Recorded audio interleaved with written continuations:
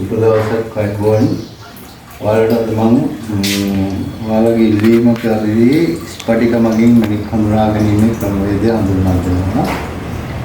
මේ තියෙන්නේ පලිඟු බවුලේ ක්‍රිස්ටල් එකක්.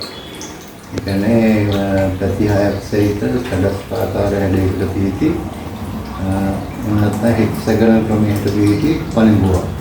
ඔයාලට පේනවා ප්‍රති 6ක් තියෙනවා මේකේ. सामान्य कोरंडम क्रिस्टल එකකට වැඩිය මේකේ පළලින් වැඩි මිටි ස්වභාවයක් තියෙන්නේ. අපි බලමු එකම කොරන්ඩම් ගලක ස්වභාවයේ තියෙන කොරන්ඩම් ගලක ස්පටිකයක්.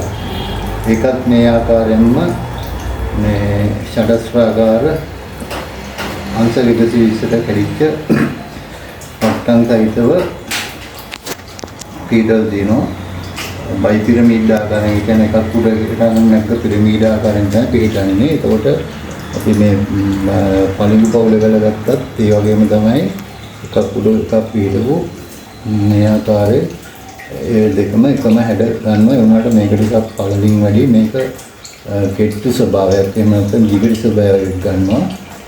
පැහැදිලි ඇති. අපි බලමු ඊළඟට මේකේ හරස් කඩ. හරස් කඩ මොකක්ද කරන්නේ? දැන් අපි කොරන්ඩම් එකේ හරස් කඩක් නේ තියෙන්නේ. ඒකවල මේ අංශක 120ට කැඩිච්ච පට්ටම් සහිතව ප්‍රති 6ක් සහිත සදස්රාකාර ක්‍රිස්ටල් එකක නැත්නම් ස්පටිකයක කැලලක් මේක. අපි බලමු දැන් මේකේ රසායනික සංයුතිය හැදෙන විදිය. කොරන්ඩම් එකේ රසායනික සංයුතිය ඇලුමිනියම් ඔක්සයිඩ් Al2O3 කියන මූලද්‍රව්‍ය සංයුතිය. මේකේ වර්ණයක් නැහැ, අවර්ණයි. කියන්නේ සාමාන්‍ය ගත්තොත් කොරන්ඩම් ගලක අවර්ණ විවන සුදු නිල් වගේ තමයි මේක ස්වභාවික පීටීම.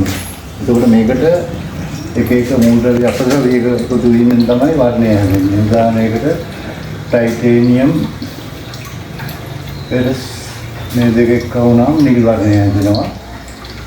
ඊළඟට මේකටම අපද්‍රව්‍ය හැටියට ක්‍රෝමියම් එක්ක වුණොත් රතු වර්ණය හැදෙනවා.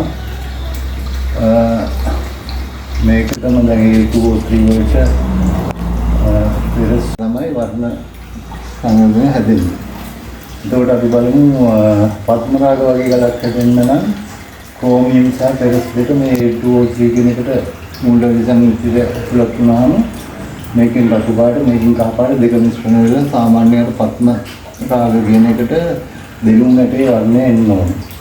ඒ වගේ ආහම තමයි පද්මරාග කියන්නේ. ඒකට ඔයාලට මේක පැහැදිලිද? ඒකට මේ කොරන්ඩම් ක්‍රිස්ටල් එක මේ ආකාරයට ඇති 6ක් විතර ගත්තොත් මේ ආකාරයට තමයි පිටිකේ පිහිටන්නේ.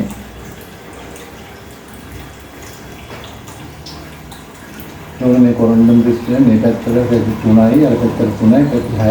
ඒකට අපි මේකේ මේම අරස් කරක් ගත්තොත් මේ ආකාරයට තමයි එන්නේ. ප්‍රති 6 මේක අංශක 120ක් වෙනවා මේ කෝණ එක අගේ.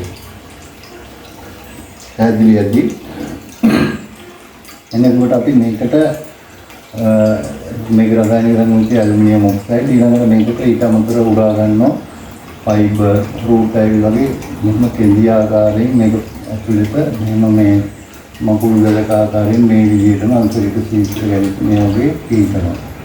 වගේ මේ ආකාරයට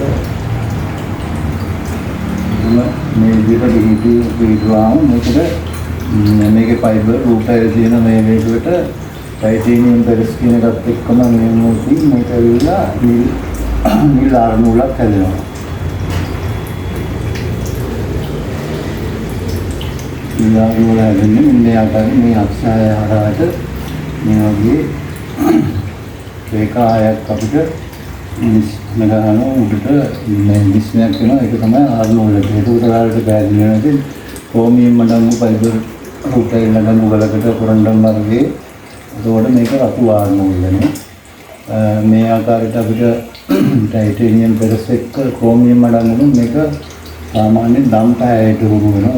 මේකෙන් නිල මේකෙන් රතු මේ දෙක පවලම් වුණාම දම් පැහැති ආරණුලක් අපිට බලා ගන්න පුළුවන්. මේ ආකාරය තමයි කොරන්ඩම් පවුලේ මේ මැණික් නිර්මාණය වෙන්නේ. මේක අපිට ඊළඟ කාලේට මේ ස්පටිකමකින් මැණික් සංග්‍රහ ගැනීමේදී අවශ්‍ය වෙනවා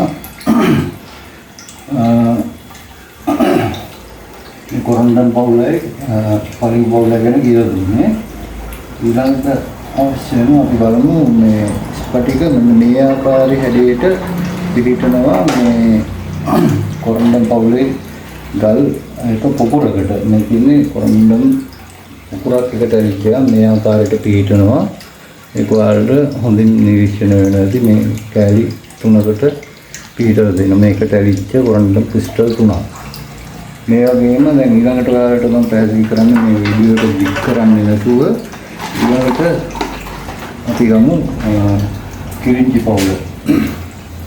ඒකේ රසායනික සංයුතිය තියෙන්නේ මැග්නීසියම්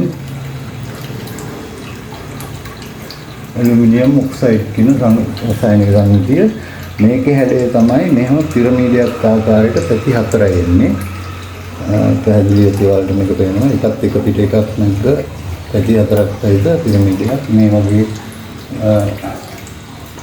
අඩේ කොටස් හතරකින් තමන් උදේන මේක.